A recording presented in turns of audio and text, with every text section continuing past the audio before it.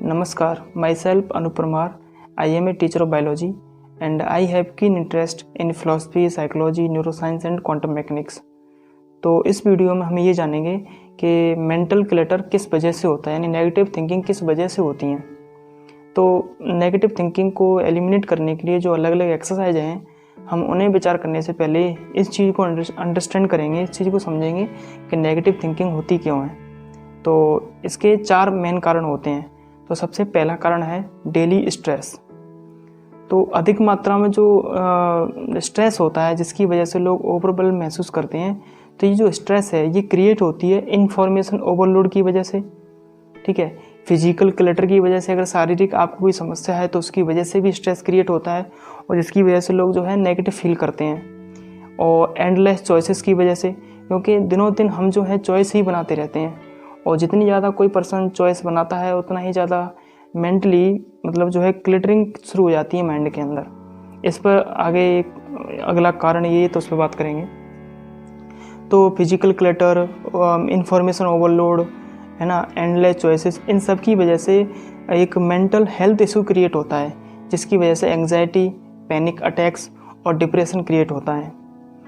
इस स्ट्रेस के साथ साथ में कुछ रीजनेबल वरीज होती हैं, दुख होते हैं, कुछ चिंताएं होती हैं लाइफ की, जिनकी वजह से स्लीप प्रॉब्लम होती है, मसल पेन होता है, हेडेक होती है, chest pain, frequent infection, stomach and intestinal disorders create होते हैं। अब यहाँ पर एक बात है जो समझने वाली है, वो ये है कि अमेरिकन साइकोलॉजिकल एसोसिएशन के द्वारा एक स्टडी की गई थी जिसमें ये बताया गया कि हमारा जो स्ट्रेस होता है और जो हमारी फिजिकल प्रॉब्लम होती है उन दोनों में बहुत ही गहरा संबंध होता है। यानी किसी इंसान में अगर जितना ज़्यादा स्ट्रेस होगा तो उसकी फिजिकल जो हेल्थ है वो भी प्रभावित होती है। ज़्यादातर जो ऐसी प्रॉब्लम जो कि हर एक इंडिविजुअल की बिल्कुल मतलब जो है डिफरेंट होती हैं, तो वो डिफरेंट मेंटल स्टेट की वजह से होता है। ठीक है, तो जब लाइफ बहुत ही ज़्यादा कॉम्प्लिकेटेड हो जाती है, इंटेंस हो जाती है, तो हमारी जो साइकी है वो ऐसी बन जाती है कि हम कैसे भी करके इस चीज़ से एस्केप कर जाएं, इस चीज़ से बाहर निकल जाएं, भाग जाएं, क्योंकि बहुत ज़्यादा इनपुट लेना चीज़ों का, ठीक है, और बहुत ज़्यादा नेगेटिव संपर्क बनाना, नेगेटिव संसर्ग करना, नेगेटिव जो है फील करना, और बहुत ज़्यादा चॉइसेस की वजह से जो हमें क्रिएट होता है वो एक हेल्दी रेस्पॉन्स क्रिएट नहीं होता है, उसकी वजह से हम नेगेटिव ही सोचते हैं। तो यहाँ पर जो पहला कारण था वो था डेली स्ट्रेस। यानी डेली स्ट्रेस में होता है दैनिक जीवन में जो कुछ भी हम फील कर रहे हैं जो कि हमारे लिए ठीक नहीं है, उसकी वजह से नेगेटिव फीलिंग क्रिएट होती हैं। Cause number 2, the paradox of choice. Psychologist Barry Schwartz ने ये टर्म दिया है पैराडॉक्स ऑफ चॉइस, यानी कि बुक भी है जिसे आप खरीद सकते हैं, अच्छी बुक है। इन्होंने बताया है, यानी इनकी जितनी भी रिसर्च की है इन्होंने चॉइस के ऊपर, उन्होंने बताया है कि जितनी ज़्यादा कोई चॉइस रखता है, यानी increased choices create increased anxiety, यानी जितनी ज़्यादा आप चॉइस बनाएंगे उतनी ही ज़्यादा आपको एंग्जाइटी, इनडिसीजन, पैरालिसिस और डिससेटिस्फेक्शन मिलेगा। तो चॉइस बनाने में कोई मतलब ये नहीं है कि हम चॉइस ही बनाते रहें और हम सोचेंगे फिर भी हम ठीक महसूस करें, तो ऐसा नहीं होता है। जितनी ज़्यादा चॉइस होंगी उतनी ज़्यादा इनडिसीजन क्रिएट होता है हमारे अंदर। मोर चॉइस, हमें लग सकता है कि जितनी ज़्यादा हम चॉइस बना रहे हैं तो हमें बेटर और मतलब ऑब्जेक्टिवली हम बेटर फील कर सकते हैं, हमें बेटर रिजल्ट मिल सकते हैं, लेकिन मेंटली आपको ये हैप्पी महसूस नहीं करा सकता है। जैसे कि जब आप मार्केट में जाते हैं कोई शर्ट खरीदने के लिए, तो हमारे लिए बहुत सारी चॉइस होती हैं जो हमें मेक करनी होती है कि मुझे ये शर्ट लेनी है, ये शर्ट लेनी है, या ब्लू शर्ट या वाइट शर्ट, एक्सेट्रा। तो जैसे कि आगे बात करते हैं कि Steve jobs, mark Zuckerberg, even president Obama, इन्होंने ये भी अपनी जो है डिसीजन मेकिंग की जो प्रोसेस है उसे लिमिट में रखते हैं। क्योंकि अगर आप उनके खाने को देखें तो वो खुद डिसीजन नहीं लेते हैं कि मुझे क्या खाना है, ठीक है, या उनके कपड़ों को देखें आप तो वो भी कपड़े पहनने के डिसीजन को वो खुद नहीं लेते हैं, वो लिमिट रखते हैं कि मुझे ये पहनने हैं, और क्योंकि उन्हें और भी डिसीजन लेने होते हैं। ये बात जो है ओबामा ने भी कही है, क्योंकि ओबामा से एक बार पूछा गया था कि आप हमेशा ग्रे या ब्लू सूट ही क्यों पहनते हैं, तो इस पर ओबामा ने कहा था कि I am trying to pare down, यानी कट डाउन, मैं कट डाउन करना यानी कम करना चाहता हूँ डिसीजंस को कि मुझे क्या खाना है या क्या पहनना है, क्योंकि मेरे पास और भी चीज़ें होती हैं जिनके बारे में मुझे 3 टू मच स्टफ, यानी ज़रूरत से ज़्यादा सामान का होना। किसी भी तरह का सामान हो, चाहे वो डिजिटल हो चाहे वो फिजिकल हो। हमारा जो घर है इस तरह के कपड़ों से भरा हुआ है जिन्हें हम कभी नहीं पहनते, ऐसी किताबें रखी हुई हैं जिन्हें हम कभी नहीं पढ़ते, ऐसे खिलौने रखे हुए हैं जिन्हें हम कभी नहीं, मतलब जो अनुपयोगी हैं, उपयोगी नहीं है, यूज नहीं है उनके कोई, ऐसे गैजेट्स हैं जो दिन का प्रकाश ही नहीं देखते हैं। हमारा जो कंप्यूटर है उसमें जो है उसका इनबॉक्स और उसकी फाइल्स, उसका सारा सिस्टम फुल हो चुका है। हमारा डेस्कटॉप क्लटर्ड है और हमारा जो फ़ोन है उसमें फ्लैशिंग हो रही है नई नई मैसेजेस की और कह रहा है कि यू नीड मोर स्टोरेज। और इसी वजह से जैसे जैसे नई टेक्नोलॉजी आती जा रही है और जो नए डिवाइस आते जा रहे हैं उनमें स्टोरेज बढ़ता जा रहा है। ठीक है, तो we have become slaves to our gadgets. तो हम इस समय अपने जो गैजेट्स हैं, जो भी डिवाइसेस हैं, उनके एक तरह से गुलाम बन चुके हैं। हम अपने घर को उन चीज़ों से भर रहे हैं जिनकी हमें ज़रूरत नहीं है। हम अपने टाइम को वहाँ बर्बाद कर रहे हैं जहाँ नहीं करना चाहिए, जैसे कि tweets, updates, articles, blogs, videos etcetera. ये जितनी भी बाहरी चीज़ें हैं, बाहरी जो डेटा है, ये हमारे टाइम को और हमारी प्रोडक्टिविटी को बिल्कुल जो है सक कर लेता है, ख़त्म कर देता है, खा जाता है। और इसके अलावा ये प्रोड्यूस करता है एंग्जियस कंडीशन और नेगेटिव थॉट्स। और इस इंफॉर्मेशन के दौर में हमें हर एक चीज़ इम्पोर्टेंट और अर्जेंट लगती है, और ये सबसे बड़ा धोखा होता है। हमें लगता है कि एवरी ईमेल और टेक्स्ट मस्ट बी आंसर्ड, यानी हमें हर एक मैसेज का, ईमेल का जवाब देना चाहिए। और हमें लगता है कि जो भी नई चीज़ें आ रही हैं, नई डिवाइस आ रही हैं मार्केट में, वो हमें जो है ख़रीदनी चाहिए, चाहे नया मोबाइल आए, चाहे नया लैपटॉप आए। और हम जो है लगातार चीज़ों के साथ में, मतलब एक तरह से अपने लिए स्ट्रेस क्रिएट करते हैं। ठीक है, और हमें ये लगता है, इन सब चीज़ों के साथ साथ में हमें ये लगता है कि हमारे पास टाइम नहीं है अपने माइंड को डीक्लटर करने के लिए, क्योंकि हम काफ़ी ज़्यादा बिजी हैं consuming of new stuffs and information etcetera. But at some point, लेकिन कहीं ना कहीं ऐसा भी है कि ये जो बिजीनेस है, इसकी वजह से हम मेंटली और इमोशनली काफ़ी थकान महसूस करते हैं। तो अगर हम अपनी तरफ आने वाली हर एक चीज़ को प्रोसेस करें, एनालाइज करें, रूमिनेट करें, तो हम एक तरह से एक क्या कहते हैं उसे, टू द ब्रेकिंग पॉइंट पे पहुंच जाते हैं। ब्रेकिंग पॉइंट का मतलब होता है कि जब समस्याएं इतनी बढ़ जाएं कि उनसे निपटना कठिन हो जाए, एक ऐसी कंडीशन क्रिएट हो जाती है। तो अब ऐसा तो है नहीं कि हम जो है समय में वापस चले जाएं, है ना, और अपने समय को जो है बिना टेक्नोलॉजी के जीना शुरू करें। ऐसा तो हम कर नहीं सकते। तो हमें एक तरीका निकालना होगा जिसकी वजह से हम इन सब चीज़ों को मेंटेन कर सकें। तो इसका तरीका यही है कि हम जो है उन चीज़ों को कम कर दें जो हमारे लिए ज़रूरी नहीं है।